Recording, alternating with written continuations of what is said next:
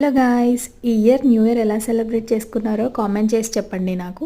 So నేనైతే ఈ year అంతగా ఏం సెలబ్రేట్ చేసుకోలేదు.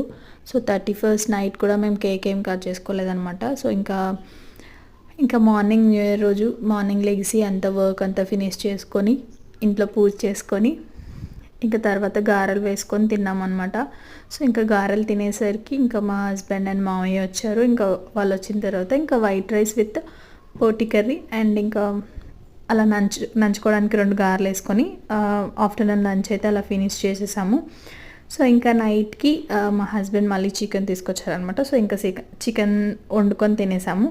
సో ఇంతే మా సెలబ్రేషన్స్ అయితే. అంతగా ఏం సెలబ్రేట్ చేసుకోలేదన్నమాట.